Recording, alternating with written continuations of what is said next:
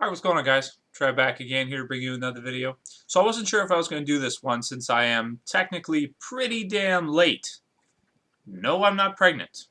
So this one's going to be a review for Naruto manga chapter 600. This one is called How Come Until Now, ... question mark. So obviously the best parts of this issue, I'd have to go with number one, probably the coolest, is that Obito calls Kakakshi out on it and says it's because you let Rin die. I thought that that was really dope. I mean, up until this point, a lot of people have sort of speculated that maybe Rin was part of this whole situation. And, we don't know at this point how she died, what happened to her, where she is. I mean, obviously she's dead, but, what happened with that whole situation. I mean, obviously she survived the battle that Obito supposedly did not, but we, of course, know now he did somehow. But she, on the other hand, has died at some point, and Obito blames Kakakshi for it. So that was a pretty cool development that I liked from this issue. One of the best, but probably the best, is at the end where we get to see Madara join this battle and essentially, speak to Obito as if he knows him, like call him out by name and everything and tell him that he looks like he's having fun here, jump right in. So that tells us a lot of things about the story. That tells us that Madara knows who Obito is. And not only that, but he also seems to be, good friends with him, or maybe not good friends, but close to him, because he comes in, he stands right beside him. He's obviously, if you're not going to stand right beside an enemy or somebody you don't trust. You're going to stand beside somebody that you do trust. And yeah, of course, Madara technically is kind of already dead, but he's a zombie. He's a zombie. He's a walker. That's how it is.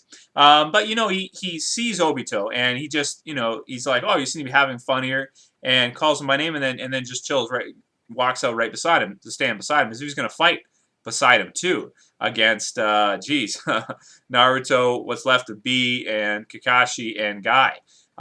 So wow, this really makes things a lot more interesting, I think, and really is going to be interesting to see in the next few chapters who's going to win this battle. I don't think it's realistic to think that that Naruto's side is all going to just win and none of them are going to die. I can really see Kakakshi at this point biting the dust. I mean, even in this chapter too, Obito lands or throws a huge fire attack. What was it called here? Let's see. Bakufu Rambu. I haven't seen that one before, but just a giant freaking fire. And then in that, Kakakshi's just standing there, and you've got Guy who's yelling at him essentially to be like, "What the hell are you doing? You're gonna get smoked here." And he just stands there. And Naruto obviously comes to the rescue, but I don't think it's realistic to think that those guys, those four, are going to be able to go up against Obito and Madara and one of them not die. At least one. Maybe Guy and Kakakshi will both die. Maybe B will die. One of them's got to go down. There's no way you can fight those two guys and make it out alive. Now, the other thing, too, is that I don't remember exactly what happened in the other battle against the Kages with Madara. But what did he do? Did he just leave? Because he had his clones there for a bit, and I forget exactly what happened, but somehow he's gone away from there, and now he's over here. So maybe he used his clones and then just bounced because he wasn't having much fun. He didn't want to kill him. Or maybe they're all dead. I don't remember exactly. Let me see here. Yeah, I mean, it was a few chapters ago at this point. But be interesting to see, too, what happens to the Cages or the Kage. Also, of course, because Naruto always has wanted to be Hokage, so we'll see. Maybe the stars will align, and Tsunade will get killed, and so will Kakakshi, and maybe Naruto will. But either way, I like the chapter a lot. For 600, I don't think they make a big deal of hundreds. Like, here in North America, we make a huge deal every time there's like 100 or something. It's a big issue a lot of times. But, with this one, it was more, the big reveal was, with us knowing who Obito is, basically. This chapter was still really good, though. I did like how he tied it in and made it clear to the people that were, like, sort of confused, or not really confused, but some people were rejecting it, saying, no, I still don't believe it. I still don't believe it. Well, now you kind of have to believe it because Madara calls him out on it.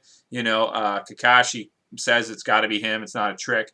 you can't really go back on it, so it all makes sense. And man, Naruto manga has been crazy exciting the last little while. I have been absolutely loving it. The TV show too is pretty good, but the animation, I don't know what's going on with the animation there. Sometimes it's good, sometimes it looks like, you know, Bugs Bunny and Roadrunner with their legs doing this type of thing.